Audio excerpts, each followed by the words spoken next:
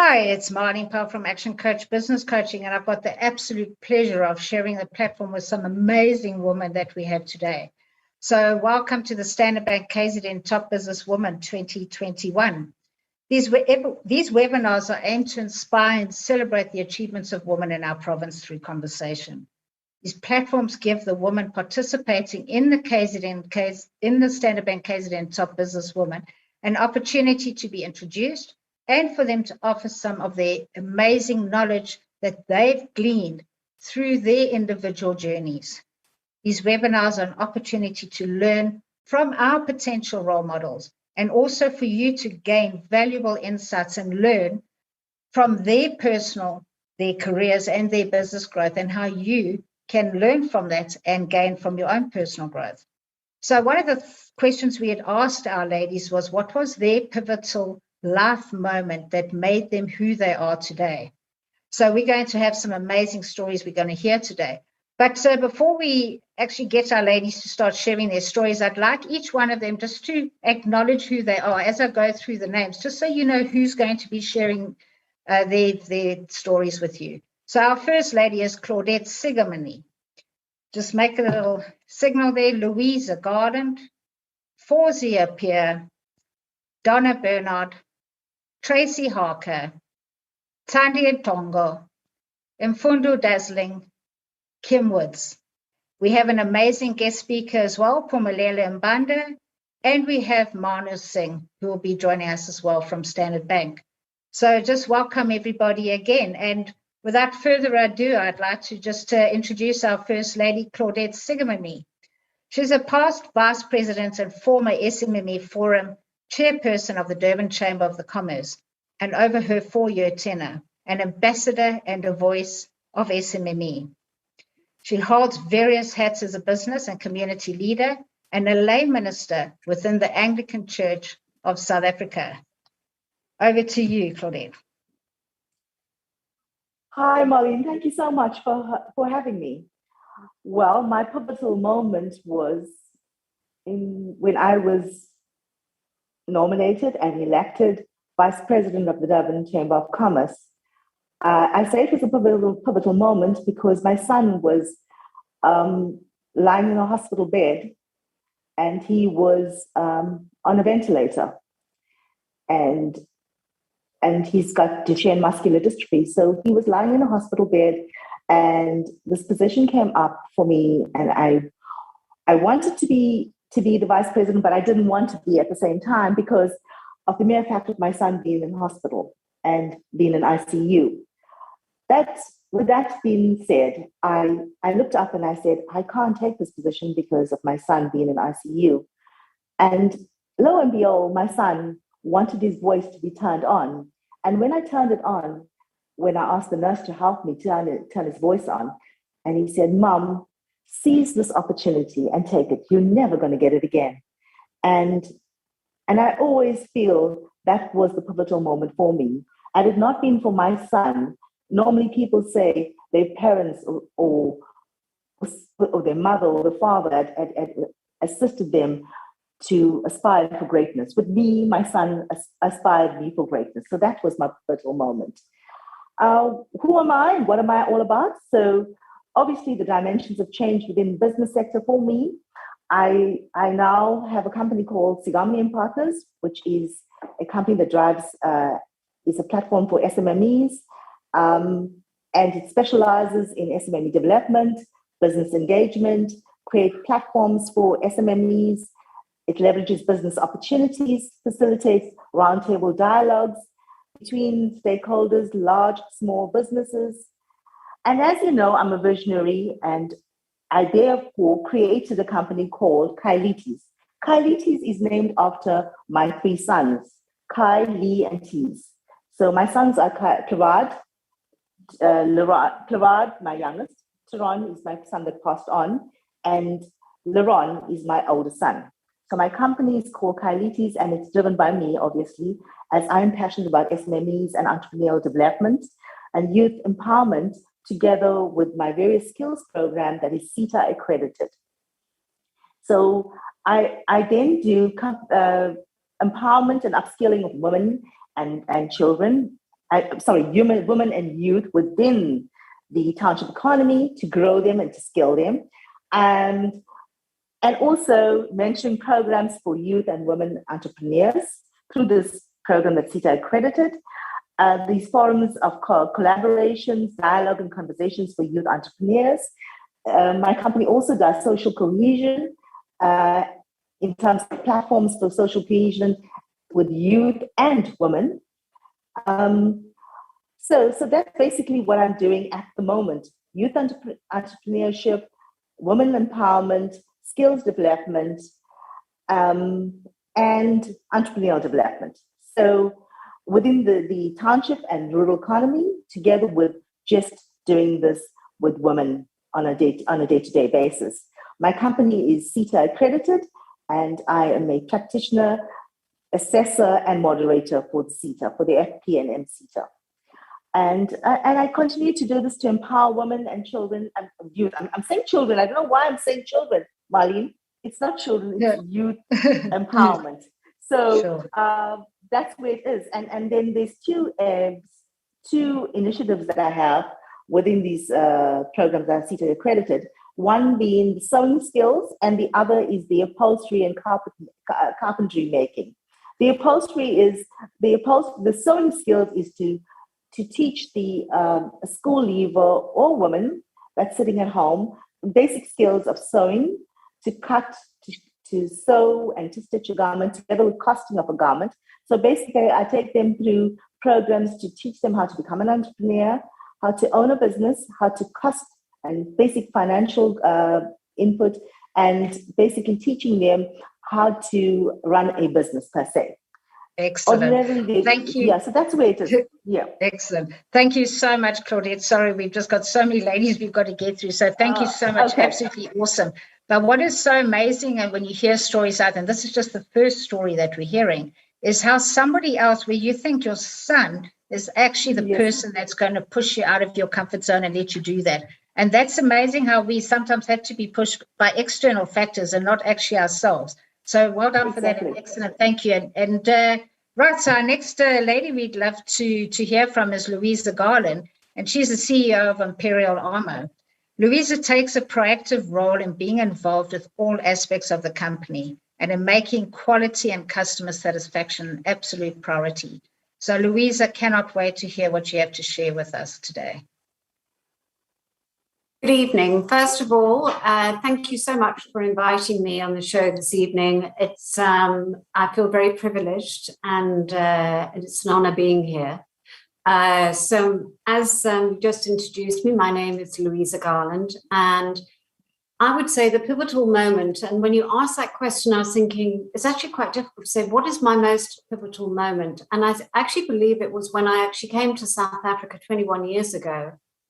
And I started my company, Imperial Armour, and I came with my two young children, Lara and Emily. And basically, that's when my journey started to begin. I have to say, during the last 21 years, starting a manufacturing company, manufacturing body armour, riot gear.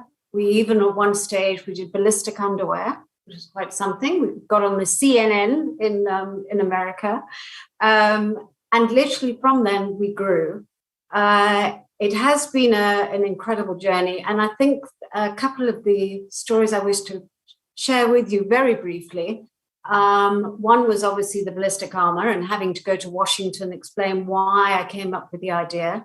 That in itself was quite difficult because I actually sort of did this as a joke, but it actually turned into something that was necessary to wear by the British Army. And every single soldier actually in the UK wears ballistic underwear. Can you believe it? Anyway, that was just one little story. And then literally there are many other stories. I think what's so important to me is the staff that work for me. I have 99% people who work for me are ladies. And to me, they give me such support. And honestly, every morning when I go in, I actually sing to my staff and they sing back. And it gives me such a lift. I am very passionate about my business because of the fact that we save lives all the time. Every single thing that we manufacture, we actually save a life. So our quality control has to be 100%. And I just think with the support of my clients and my suppliers and everybody, I just love going to work. There's nothing better than actually leaving my home, having to stop by and have some coffee first, of course, because that's me, and actually getting to work. Yeah, that's me in a nutshell. Oh, excellent. What a wonderful story. Thank you, Louisa, so much. And what's amazing is, that where you talk about going in and singing, your team sing as well, it's those rituals. And that's what makes that culture work for you in your organization. That's why you've had some phenomenal recognition as well in your business. But that's one thing is you want to be part of a community. So don't try to do all things on your own. So there again, they know they belong to a team. It's like your, I don't know, I think what is everyone tries to do everything on their own. And now it's like that tribe they talk about. That's the in thing at the moment. So who is your tribe and what is your ritual? And that is so, so, so important to do. And if you guys don't have a ritual, start one together, because that's something that will just connect you and gel you and put that glue together. As I always say, never compete with one another, but compete with one another. And I think that's what's important about teamwork. And that actually shows. So well done for that. All right, so who's our next lady that we're going to have is Fawzia Peer, our ex-deputy mayor. And Fawzia currently a councillor as well as a former deputy mayor in the eThekwini municipality. Her political career has spanned 26 years in local government, and she considers herself a veteran ANC activist. Over to you, Fawzia. Thank you. Thank you for having me on the show. I remember a time in my childhood, I was a very young girl that I would say sowed the seeds of my consciousness, and that I would regard as a pivotal moment in my awareness. I remember waking up in the early hours of the morning and well after midnight to the sounds of whispers. So in my curiosity, I walked towards these sounds, only to see a most dignified looking man, tall and dressed in a suit, seated at the table, writing a manuscript. He looked up at me and smiled. His composure was one of a very thoughtful, gentle giant. This filled me with awe. So it was during this time that Chief Albert Luthuli, if you recall, was the president of the ANC, subsequently banned in South Africa. So it was only much later in my life, when I read his book, that I realized we were the safe house for Chief Albert Luthuli to do some of his Nobel Peace Prize writings.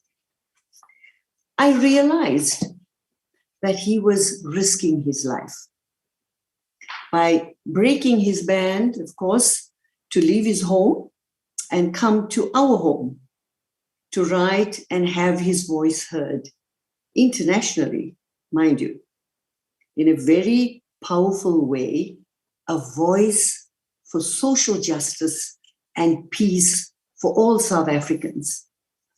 Now, he was seen as a threat by the apartheid state. He went on to win the Nobel Peace Prize in 1967. So I had many questions that remained with me since those early years of my life, that went on to spark inside me a fire for social justice for all South Africans to live in a free and just society. So when I look back now, it is apparent to me that my commitment to fighting social injustice has not been just in the political structure of my career, but rather a thread that runs through my life. Thank you very much. 2 minutes. Yeah, well done. Thank you very much. Absolutely awesome, Fawzia. And I think what's really important is what is true to you and what is your journey and your purpose in what you need to do in your life. So thank you so much, Fawzia. Appreciate that. And our next lady is Donna Barnard. And she's a business owner and founder of Green Hearts Organics Pty Limited and Organic Farmer. She's a member of the PGSSA, Greenpeace activist. She's got over a decade of business experience, which was gained through the startup of running of a consult care and a home-based nursing agency, and currently has found herself in an entirely different arena with a growing passion for organic food and farming. So look forward to hearing what you have to share with us today, Donna. Good evening. Thank you for having me. My name is Donna Barnard. I'm the owner of Green Heart Organics, which is a one-stop organic food store. I started Green Heart Organics as I've always believed that health is our greatest wealth. And I wanted to access to organic, clean and additive-free food for myself and for my family. But the more I searched and the more I researched, the more I realized just how difficult it was to find the real deal. I found myself shopping around a lot. I went from markets to farm stores to retail stores and traveled long distances, only to find that there was very little substance to back up claims being made. And so in essence, there was limited availability of bona fide organic food. And so I would say that the biggest challenge has definitely been to source and maintain a consistent supply of organic produce. To exacerbate this issue, small-scale farmers face many challenges, and despite their best efforts, yields are often low, and even when they do have something to sell, access to market is always a challenge. So in order to overcome this, I've recently taken on a small-scale organic farmstead, and this has really allowed me to have more control over availability and supply. The farm has been the perfect fit for the business, and for me personally, it's been a lot to learn, but it has also been a really fun adventure, and I've really enjoyed every challenge along the way. We've also started a PGS group, which is basically a network of organic farmers who monitor and mentor each other. This has really helped to overcome many farming and supply challenges. And when it comes to future goals, it's a very exciting time for Green Heart Organics. We have tripled our customer base over the past year, and we're also in the process of increasing our network of small-scale producers. We're actually very excited at this point to be the first PGS group in KZN to introduce an organic assurance seal into the marketplace. Ultimately, we aim to build awareness around conscious consumerism and agroecology. We will also continue with our waste-free drive, which has proved to be hugely successful as we provide incentive for customers to give us their waste by offering a rebate on return. Our grassroots ethos is to support local, to reduce waste, and to gain momentum in the organic and whole food movement. Thank you. Excellent. Thanks so much, Donna. And it's quite interesting about with organics because, you know, we've tripled, they've tripled their client base. And I think that's the big thing when you're in business as well, is you've got to find clients that resonate with what you offer. So if you believe in your product and believe in your service and you use your own products and services, there's more likely your own clients are going to also want to do business with you. So think about that as well as, are you passionate about what you do and love what you do and eat, sleep, drink what you love? And by that way, that's how your businesses will be absolute success. So thank you so much, Donna. Really love that story as well. And Tracy Hawker, it's you next, owner of Funky Pants. And Funky Pants started nearly 14 years ago when she was organizing an ocean surf ski paddling series in South Africa. So I'm going to leave that up to you, Tracy, to share with us all about your Funky Pants. Hi, thank you very much. This is my first webinar, so it's very exciting. Yes, I left school and I organised myself a 2-week holiday, overseas holiday. It was my first time, and this is when I got the travel bug.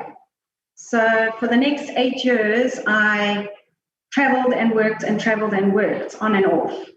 Anyway, I came back home for Christmas with my family, and this is when I met my husband, Billy. This was a pivotal point in my life because I realized I actually wanted to live in South Africa. So that was my first big story. So then I basically, Billy and I, we used to organize surf ski paddling races. We used to live in Cape Town for 6 months and Durban for 6 months. And part of my role was to organize prizes. So the one set of prizes was paddling pants, which I definitely did not like. They looked like grandfather pants. They were baggy and terrible. So I organized I made samples. I made like 25 samples, and it took me 2 years, but in the process, we came up with funky pants, and they were ridiculously comfy.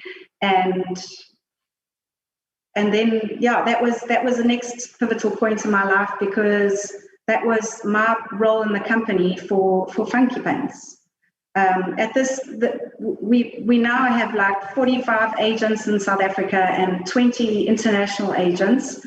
And yeah, we are mom and pop business, and we're doing well. Oh, thank you. That's excellent. I love it when you say a mom and pop and you've got 45 agents out there. I always say that people think of mom and pops or small business. Remember, you're a big business in training. So there's, but also what's amazing as well is that the perseverance of doing this over 2 years. And that's the whole thing as well as perseverance. Stick it out, keep pushing through, because just at that one moment when you're about to stop and say, no more, that's when that breakthrough happens. So just keep pushing that one more, and make sure you've got people that surround you that are going to keep pushing you when you're ready to stop. That's why it's important to communicate and share your goals and share your dreams with people that are close to you. Because if you're ready to give up, they're not ready for you to give up, because they've seen what you guys have had to push through to get to where you are today. So thank you, Tracy, so much. And our next lady is Tandy Tongo, and she is the owner of the BP Garage in Moore Road. So if you do fill up there, please say hi to Tandy next time you go there. So the owner of the Garage at Moore Road, which is well known for its service excellence, and the Master of Business Administration cum laude graduate, is not new in the petroleum industry, as she worked for years at NGEM. So over to you, Tandy.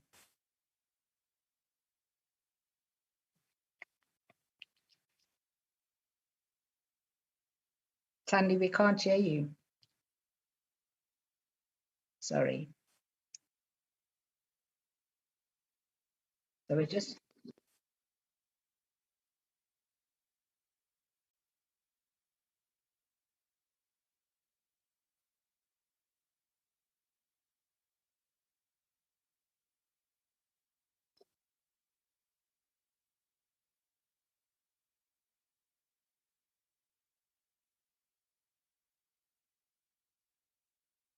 Okay. Thank you. All right, thank you. So hopefully we can get Tandy on later. Unfortunately, we're just having a bit of a problem with her sound. So our next lady is Nofundile Mbande, and she's a radio host and change agent. So Nofundile is also known as Mfundo Dazzling, and was born in Port Shepstone and raised in a small town called Mtuba in the north of KZN. So Mfundo has enjoyed multiple award nominations for her work. So over to you.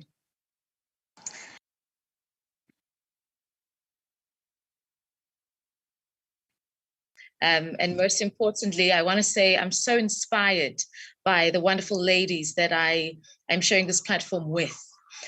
I want to talk about my small town, Mtuba, specifically because the pivotal moment in my life happened there.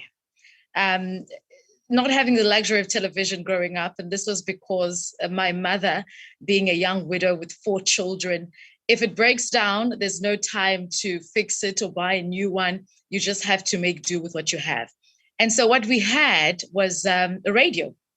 And I soon discovered the companionship that radio provided.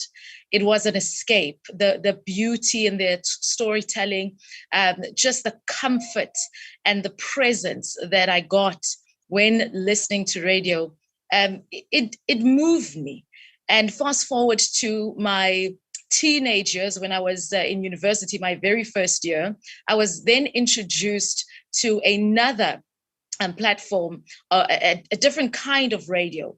And it gave me so much validation and exposure to dreaming that I began to see a world that I'd never seen before. I began to look at just the power of the medium in expression, in storytelling. I fell in love with it. I didn't think, and you'd be surprised, Marlene, I never thought I'd be a broadcaster. It was just a love for the platform and always wishing I'd meet the broadcasters I fell in love with as a kid and enjoyed listening to, or as a teenager that I admired.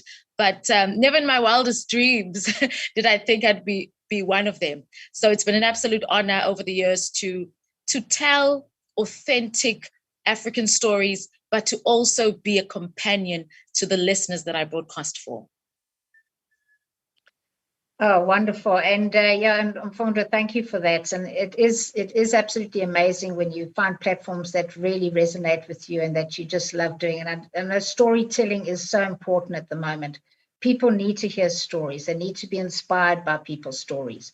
There's no more of this transactional kind of conversation anymore. It's like dropping guards now and just being authentic and be true to you. So thank you for that, and absolutely amazing that we can hear you on radio. So thank you very much for that.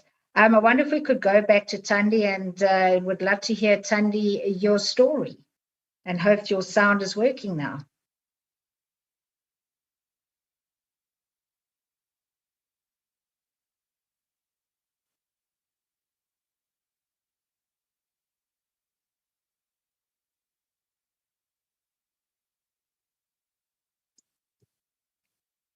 Okay. All right. So just unfortunately, there are technical issues with Tandy. So let's move on to Kim. So Kim Woods is a managing partner and owner of Tyson Properties in Durban. And she's a managing partner and owner of Tyson's, an award-winning real estate company based in Morningside, KZN. She's been in the property industry for over 25 years, and having started out as a real estate agent and working her way through the ranks as a manager and now an owner and manager of her own branch. So I look forward to hearing from you, Kim.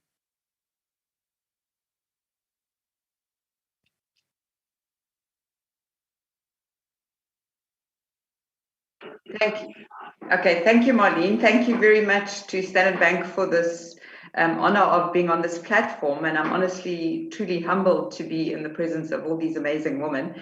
And it feels like you aren't deserving of this accolade. So thank you very much, Standard Bank, and for being able to just tell my story. And I think you've got, as a woman, we have so many pivotal moments in our lives. And to try and think of one that resonated with me about my journey in real estate, I think I have to go back to when I started in real estate as an agent. I thought all I ever wanted to do was be a mom, actually. And so I never thought I was going to ever do anything different. And so then when I started in real estate, I found something that I was absolutely passionate about, and I just loved every moment of it. And it was never like I was going to work, actually. It was like I was having fun, actually. And then in about I started in 96, I think. And then in 99, my husband bought a business. And to say that everything that you start out with when you buy a business, thinking that you're going to make this happen and things are going to be amazing and it's going to be wonderful, it was none of those things. And it was probably the most challenging time of our lives. And we just had to really just dig deep and find a way to get out of this mess that we found ourselves in. And we had to borrow money from lots of amazing friends that we had at the time. And so I had to then find a way to make this real estate career that I had now chosen in this very short time actually be something that could be beneficial to my husband and I, to actually get us out of this hole that we found ourselves in and to pay back all the people that we borrowed money from. And so, yes, I think it actually allowed me to find something that I loved, and I made sure that I became knowledgeable every day and never stopped learning. And it also gave me the opportunity to not only be somebody that found something that I love, but to still be a mom and to have time where I could invest in my children and their friends, and to become, to be somebody that was a bit of an all-rounder, if I could say that, try to be a mom that could work and a wife that could support her husband in the ventures that he was trying to do, and to be a mom to my amazing children. And so, yes, I ended up loving this, and then went on from being an agent to being a manager in a branch where I had worked with the most amazing team of people, and I partnered with some amazing guys. And then I stayed with a different company to the one that I'm with now. And then I was given this opportunity to come across to Tyson's and to buy this branch, which was basically the Tyson's flagship branch, and to own it. And I got the opportunity to purchase it with my son. So I not only have the opportunity to do what I love every day, to work with the most amazing team who I adore, but I got to work with my son on a daily basis. So actually, I'm just all round blessed. What a pleasure. And it is amazing when you can have your family join you and your children. You know, it's quite interesting when you talk about that, because life is so short, and I'm sure we've all experienced that in some way, shape and form. But what's important as well is that really showing the beauty of having a family business, if you can say that, and working together as a family, because then there's a real true purpose and a legacy that you can leave. And it was interesting early on where you talk about you work for someone, then you've got to work for yourself. And all of a sudden you get this reality check of things are not as sweet as people make it out to be. So I just made a note here around, you can either stay in your comfort zone, or you can get out of your comfort zone, as most of our ladies have done today. It's the first time that they're doing this. So we've got to push ourselves out of our comfort zone. And you get into that fear zone where you think, oh, maybe I should go back to my comfort zone, or push through. And that's why I say your environment is also so important for you to ensure that you can perform to your full potential. And then from there, you go into a learning zone and then a growth zone. And so by being on this platform as well, is you've seen how you've gone through that whole process. So you out there who are part of listening to our ladies today, are you willing to push yourself out of your comfort zone? Are you willing to face your fear and do it anyway? Are you willing to learn, grow, and just take your life and everything that you do to an absolute another level? But then you've got to associate yourself around and surround yourself with people who are already there so they can help you along the way. All right, so now we're going to go for a third time lucky with our lady friend of Tandy to see, can we hear from you, please, Tandy? Yes, please. Can I share now? Anything for attention, Tandy. Hey? Yeah, I'm taking from my laptop to my cell phone now, because really I don't know what's going on. Excellent. Can't wait to hear. Yes, thank you for the opportunity. I'm really sitting here, trying to figure out with my gadgets, but I'm really inspired with the stories that I'm hearing from the ladies.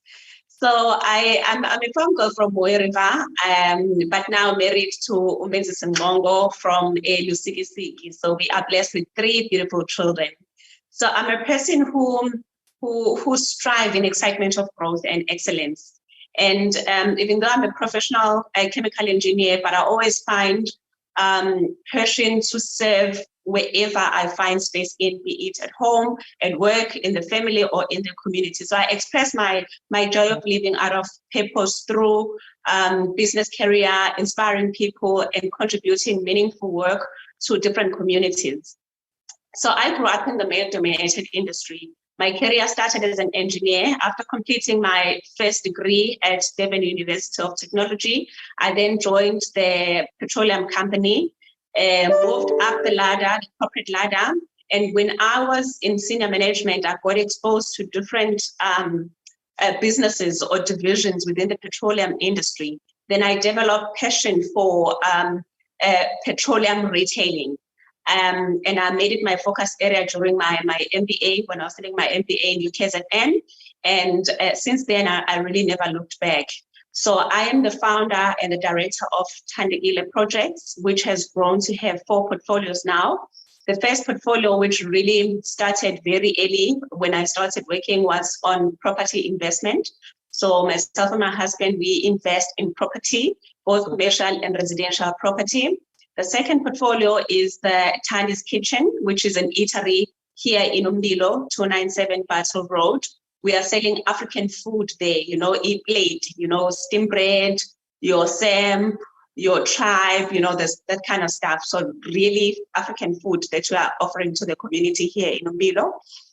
The third portfolio then is the garage, the BP Mall Road service station. As you have said, all of us now are going to use the BP Mall Road service station, which is the third portfolio, because we're really going to focus mostly in the petroleum retailing. That's what I know best. That's what I've done most of my life.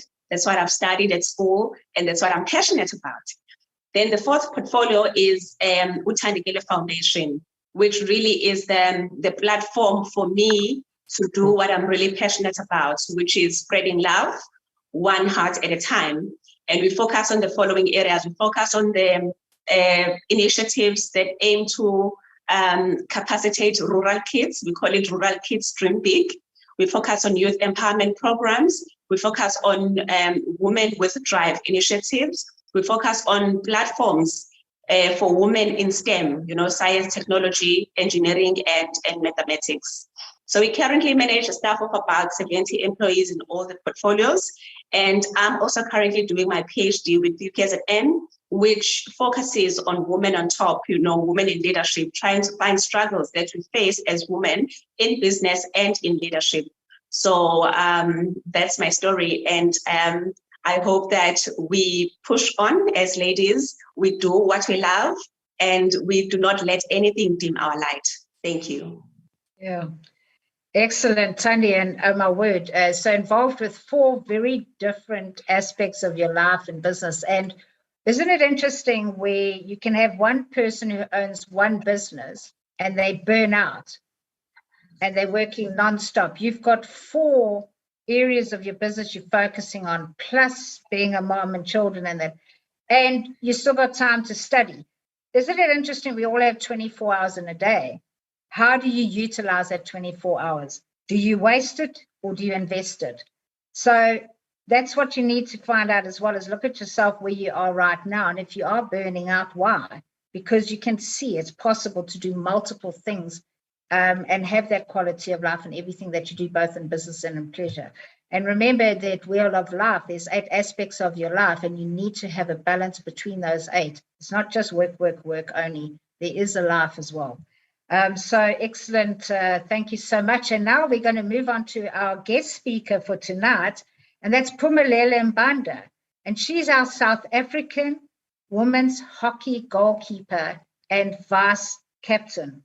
So Pumlela is the current South African women's hockey goalkeeper and vice captain, and she holds a dual role as an external auditor by profession, currently working as an audit manager at a leading audit firm.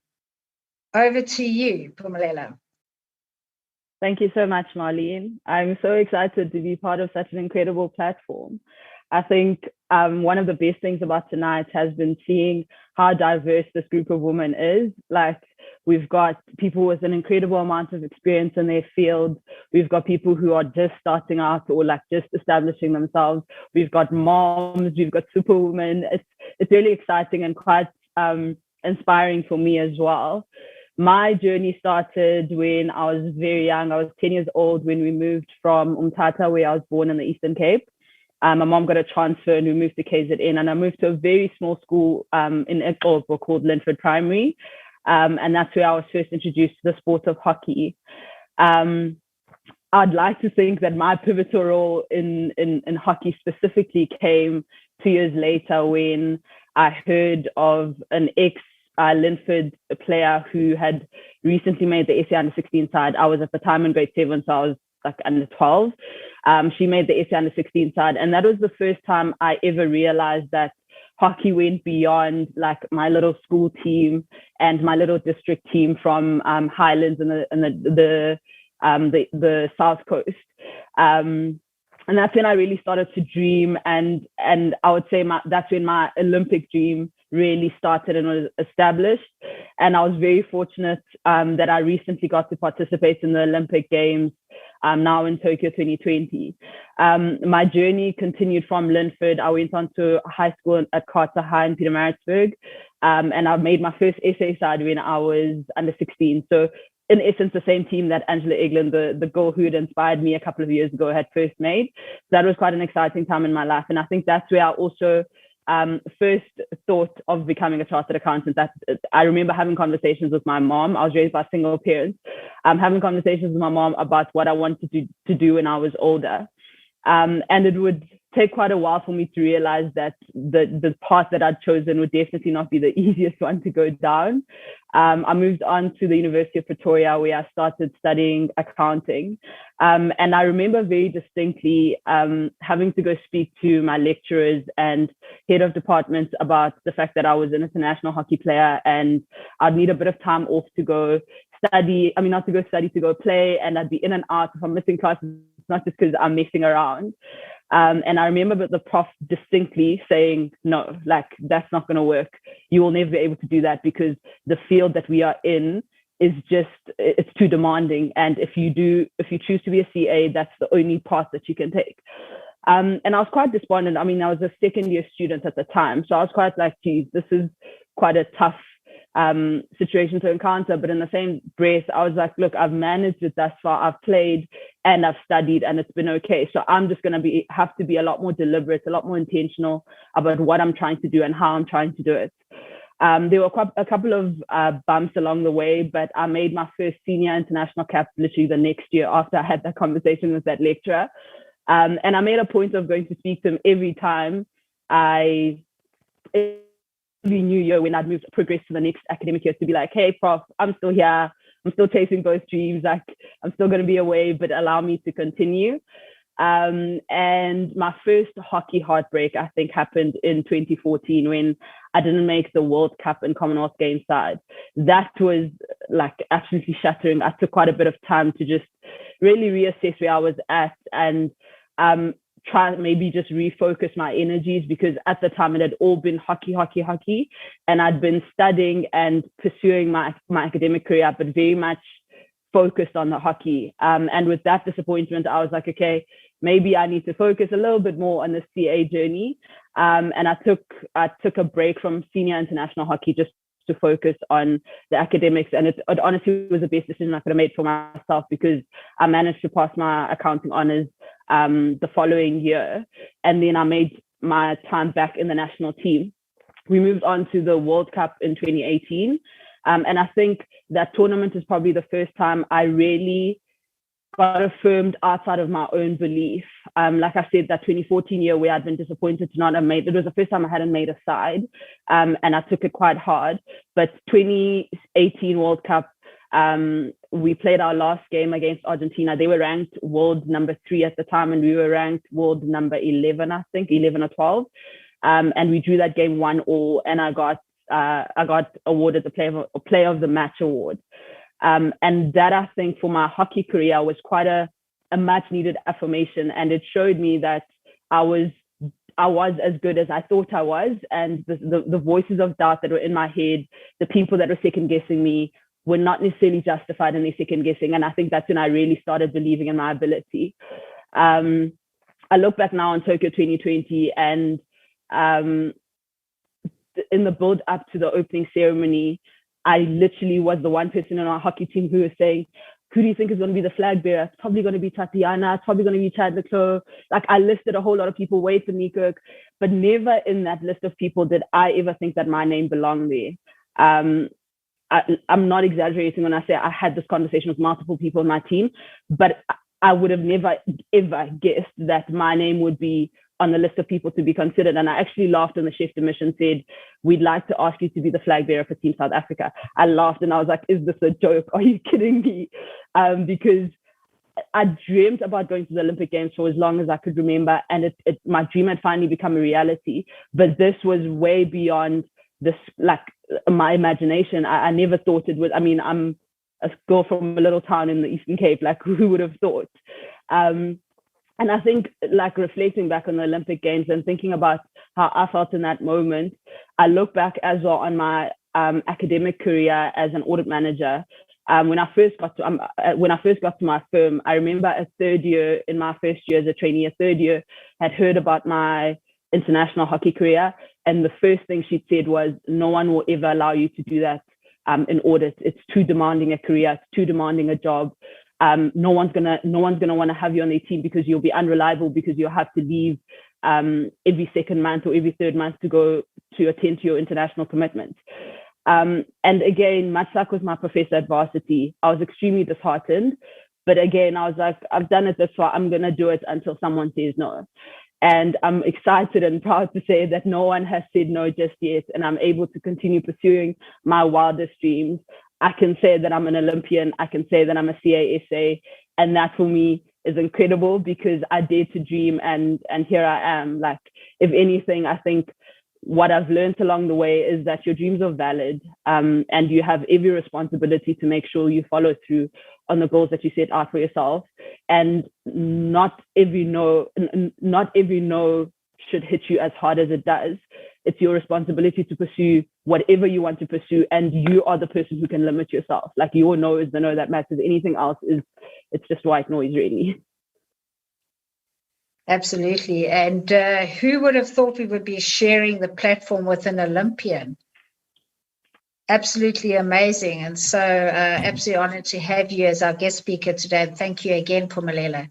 And just interesting when you speak about when your heart was broken. And we find that we will have our hearts broken along the way. But can you imagine if everything was smooth and perfect, we would never grow.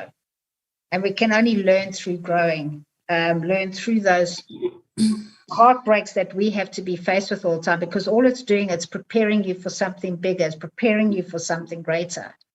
And it also gives you time to sit back and reflect and say, why am I doing this? Am I pursuing what I love to do? Am I pursuing my purpose? Am I pursuing my why?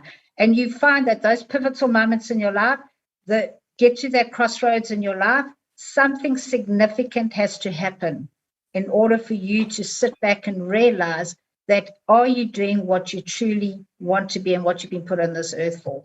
So that's what our journeys are all about. And when you get those no's and no's and no's, they're actually doing you a favor, because they're giving you time to reflect on saying, am I believing in what I'm doing? Is it true to my true being? And how aligned am I with my heart and my head and all of in that journey? So thank you so much for being a part of us and sharing this platform with us, Pumlela. And now we're going to move on to Manu Singh, who's our Executive Head Insurance Asset Management and Fiduciary at Standard Bank. And Manu has studied almost continually her whole life and climbing the corporate ladder. And her father was a big influence in her life, who taught her that education was vital. Over to you, Manu. Thank you, Marlene. I think my journey pales in comparison, to the ladies who have gone before me. So I really applaud them for the tenacity with which, they've journeyed through their life. So thank you for that. And it gives me honor, to actually sit in their company as well. I think, you touched on it. My journey has been one of education for most of my lives, but really where it started was, the era in which I commenced my work journey was actually steeped in race. And you're already a second-class citizen. And no matter how hard you worked or studied, you were still not worthy of any form of formal recognition. So yes, racial bias, was blatant and soul-destroying. And, as a young adult, my confidence and self-worth was destroyed regularly. And this can break your soul if you linger onto it for too long. So literally, the only way out was to do what you needed to do, work really hard, study hard, live by your principles, develop self-mastery, and also start working on becoming a servant leader. Because on your journey, you're going to have those people actually following you and supporting you through. And, while, education and knowledge were not the magic wands for entry into the golden chambers per se, it did build my confidence and improved my self-respect.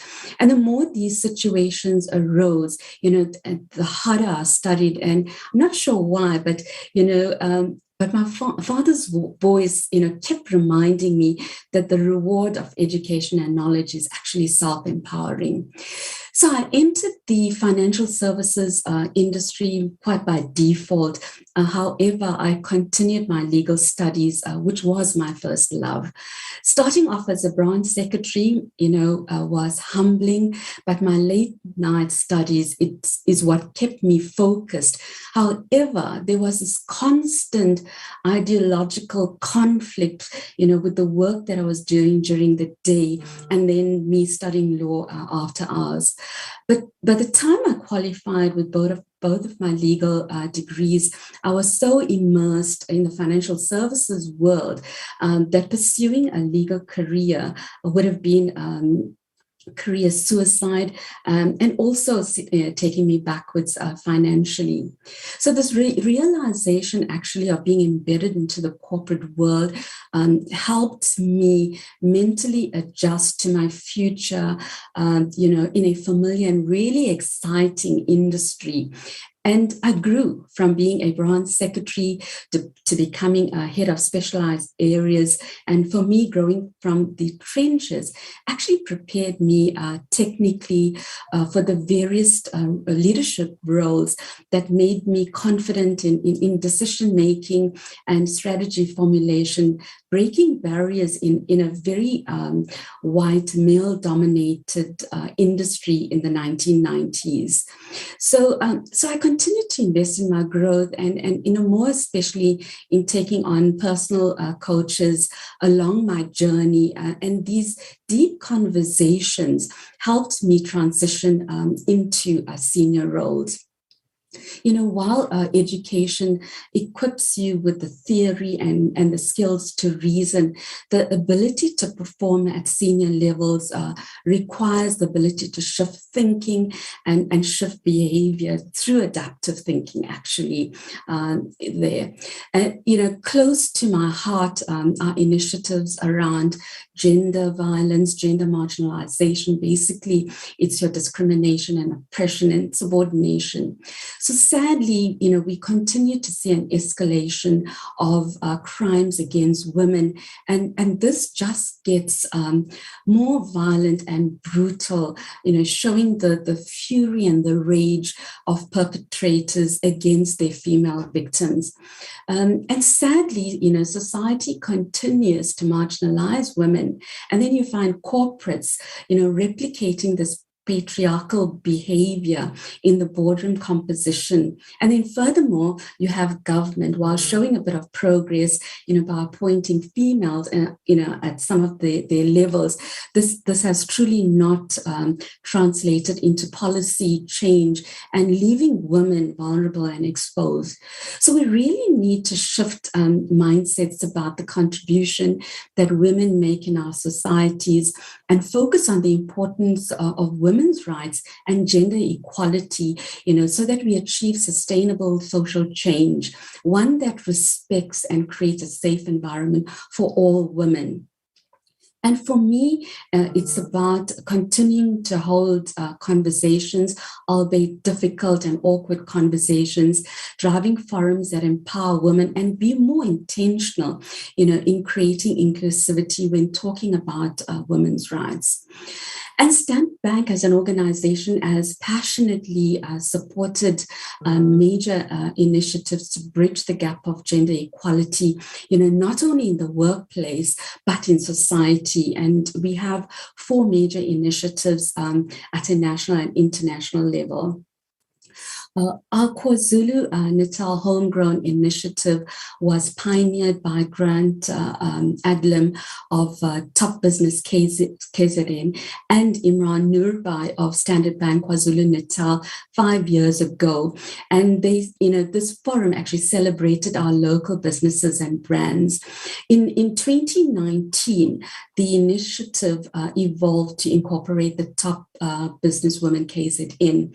And this forum was really created, as you mentioned, to celebrate women who have made an impact, on our shores, providing them with a platform to share their individual journeys and thereby inspiring other women with their wisdom and their experiences that have shaped them and made them resilient yet grounded. So, in closing, on behalf of the leadership of Standard Bank KwaZulu Natal, we congratulate all the phenomenal women who are participating this year and thank each of you for sharing your incredible and personal journeys and wisdom with us. So, continue to pay this forward so that we empower generations of future female leaders. Yes. Thank you, Marlene. Thank you so much, Manu. And it is absolutely amazing when you talk about, what resonates with you, like trying to do law and trying to do other things. And that's what I want you all to think about as well as, are you living in conflict or are you congruent? So really congruency means you're not being fake or false, doing something, but your heart's somewhere else. So try and get to that point where what you do is your path. You're on your true journey of discovery, wherever that is. And if you have any conflict in what you do, you take a step back and say, what is it that I truly want to do in my life? I think that's the important thing here. And it's just with everyone, just in closing, for all of you, just thank you so much for sharing what you have today. And everyone who's out there listening, you all have a story to tell.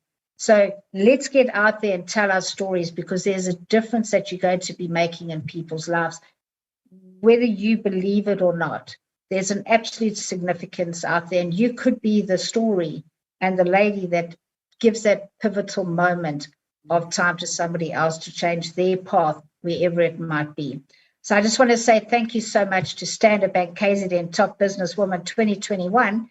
And we have another session on the 28th of October. So please put that in your diary, because we have some more amazing women who are going to be sharing their stories. So thank you all so much for being a part of this and just sharing your stories. All the best. And we'll see you on the 28th of October.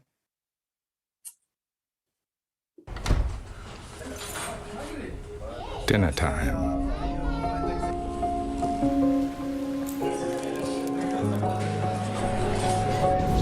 Not without the farm,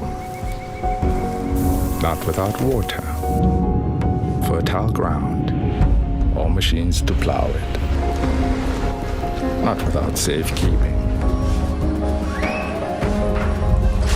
distribution, and a top-up every now and then, not without the wholesaler, the retailer, or the bank that backs them all. Dinner time.